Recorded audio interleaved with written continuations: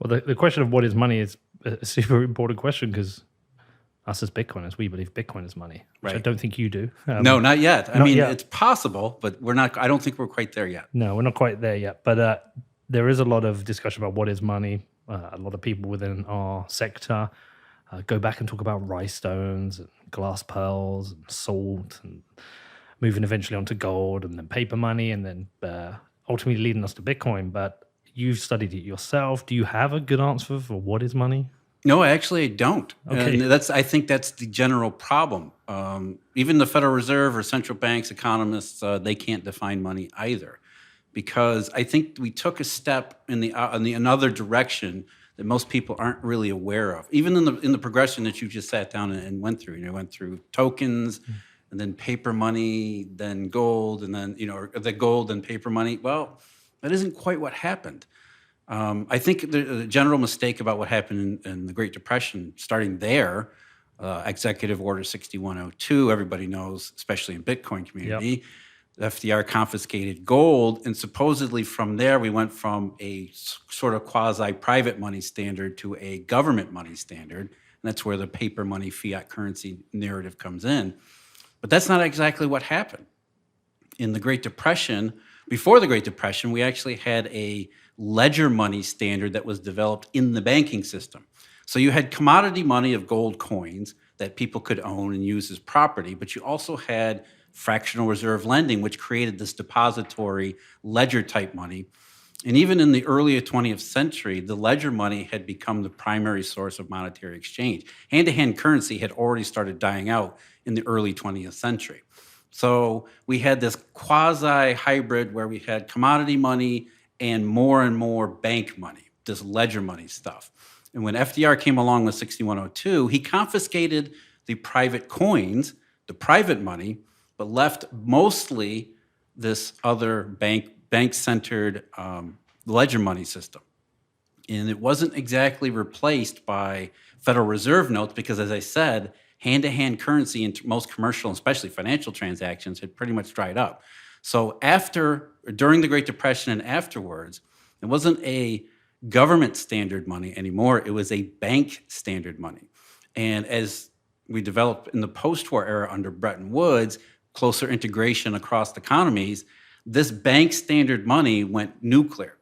So it became something that we called the Eurodollar system, which is kind of what everybody associates my name with, is studying this Eurodollar system as it developed from, say, the 1950s forward, which essentially took this bank money standard, this ledger money standard, to its nth degree.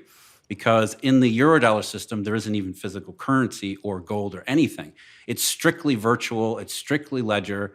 As Bitcoiners and digital currency enthusiasts will understand, distributed ledger technology, that's not something new. That's been used for decades now in this Eurodollar system. So we moved out of the Great Depression from a hybrid system to more exclusively this ledger bank money system, the government was kind of set aside there because in many ways, governments were just happy to let the banks do this outside the United States because it solved a very real problem for them, which is known as Triffin's paradox or Triffin's dilemma. So the Eurodollar system created this parallel or even superseding monetary system of its own rules, its own design, its own experimentation. And by the time you get to something like the Great Inflation, we couldn't even define money anymore because banks in this system had decades to basically experiment on different forms of transactions. And it became impossible for regulators and government authorities to even keep track of. And most of them just said, we give up. We can't even do this anymore. So in the 70s and early 80s, central banks stopped being central banks and stopped being monetary agents entirely and just said, we'll leave this to the banking system because it seems to be working very well. Once you get past the Great Inflation stuff, you get into the 80s and 90s, it's like, this seems to be working. We got globalization, we got economic growth, we got prosperity around the world. So we don't even need to define money. We don't even need to care about money. Economics as a whole just dropped monetary scholarship entirely from the 80s on forward and just kind of fingers crossed and hope that it all worked out, which, obviously we get to 2007, 2008. Something went wrong there. Right. Well, we're going to come back to 2007, 2008. We're also going to come back to the Eurodollar because I, for the life of me, couldn't figure out what it is. And I'm going to need your explanation. But I just want to dig back into this. So for you, what should money be? What if you had to define what money should be? What would be good money? How would you define that? Well, money isn't wealth, number one. Okay. Money is a tool, Okay. and it should be a commercial tool. It's basically to allow a modern free market capitalist economy to maximize its advantages because it allows the efficiency, allows sustainability. If we are maximum amount of being able to price things in a stable unit of account, all the kind of things that you're familiar with.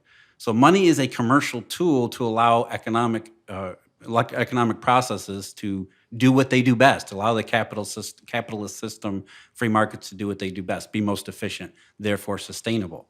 So if we start from the premise that money is a commercial tool, I think we're putting it in the right box rather than thinking about it as a financial thing or as a token of wealth or something like that. Right, but what would make good money then?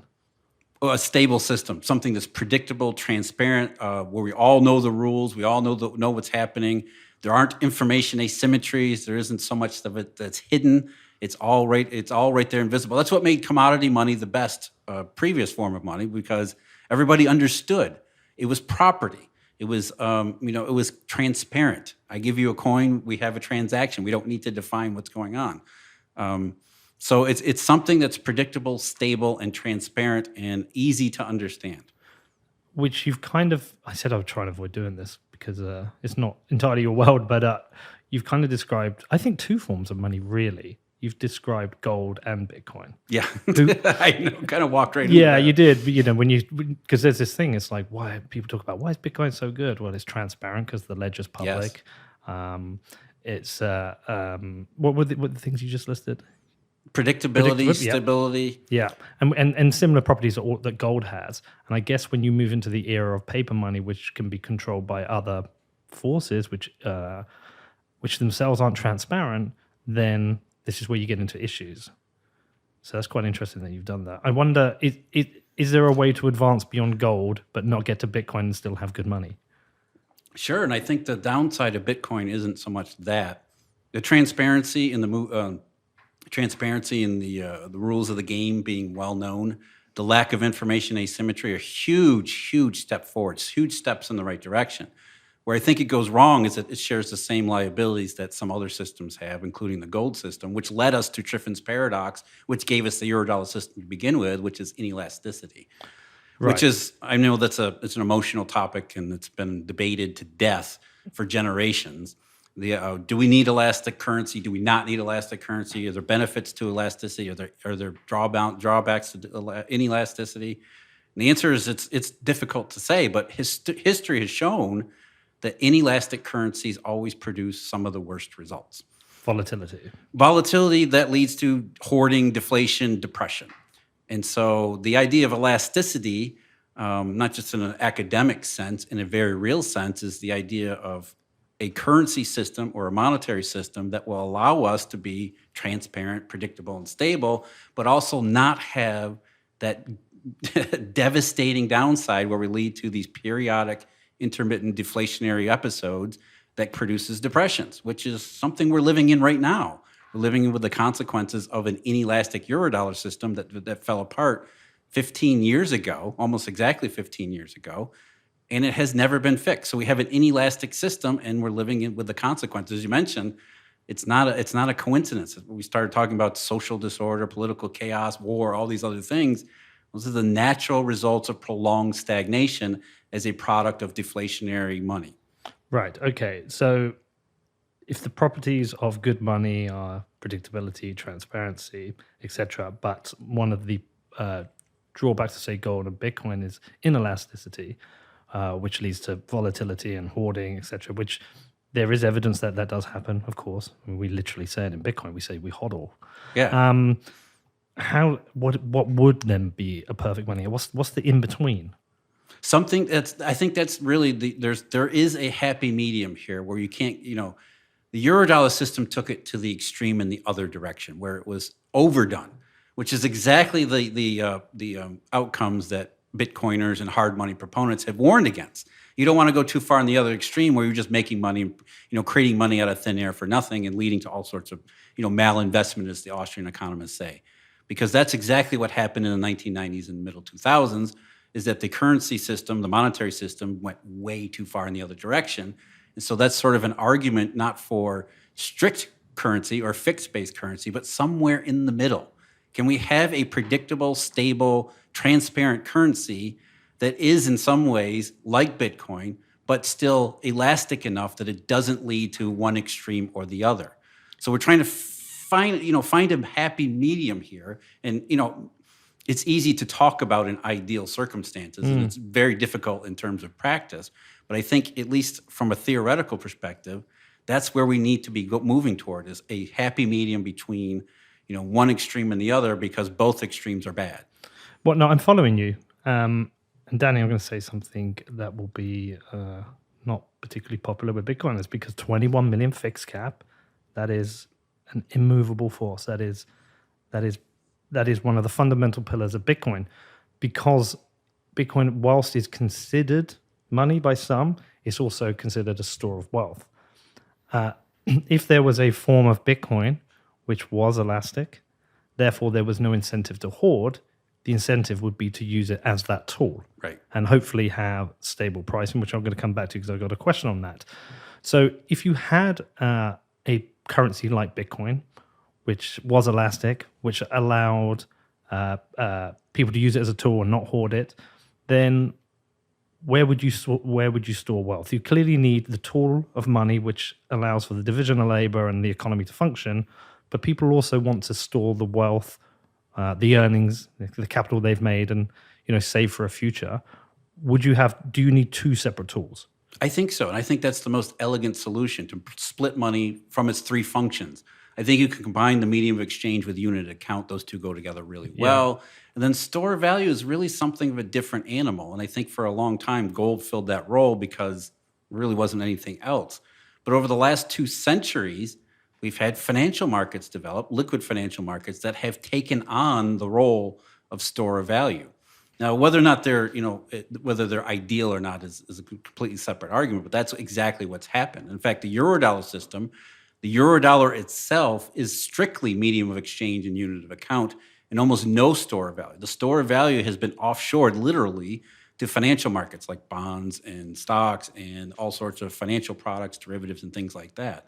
So there is the case to be made that store of value does not necessarily need to be tied up in a good medium of exchange. And maybe that's sort of the point here, is that we should shoot for, let's perfect, or at least get as close as we can to an ideal medium of exchange before worrying about store of value. Because in the last 15 years, it's the medium of exchange function that is primary. That's the primary problem here. And let's deal with that before we think about store of value. And I think some of that's been mixed up over the last 15 years, misunderstanding the monetary system as it actually is. Yeah, that's quite interesting, because people talk about the kind of evolution of a form of money, that it is a collectible, then it is a store of wealth, then it's a medium of exchange, then it's a unit of account. I can't remember. Is that the exact order? Have I got the order right? It's something like that. But you're actually saying let's separate medium of exchange from... Not even reorder them. Or reorder. Yeah. But that idea that you separate medium of exchange from store of wealth, which, by the way, I kind of do at the moment, in that Bitcoin is my store of wealth, and the pound or the dollar, when I'm here, as my medium of exchange. I sometimes use my Bitcoin as a medium of exchange, but very rarely. I do have these two separate forms of money that do two separate things for me. There are some people that believe that Bitcoin can do both, and you would be fundamentally disagreeing with that. Not fundamentally. I think in practice. In practice, because it's fixed, because there's uncertainty about the number. And when you have a fixed monetary exchange, you make price unpredictable. Right. I think that's one of the biggest problems, although apart from lack of widespread use of Bitcoin as a medium. But if Bitcoin became acceptable in a much wider economic and commercial footprint, then it could be a medium of exchange. I'm not against that at all. I think there are drawbacks to the way Bitcoin is designed. I think it represented a very good step forward in finally thinking about the monetary system and doing something alternative. But I'm not sure it's an ideal or even a close to ideal medium of exchange. And given that that is our primary problem, I think maybe that's where we should focus first, and then worry about store value and everything else later. So it may be that you have a hybrid system where we have medium of exchange is something else, and then store of value because it's fixed. Scarcity is always creates value, and value is really the point here, that Bitcoin becomes the store of value. And maybe there's some form of convertibility between the two forms.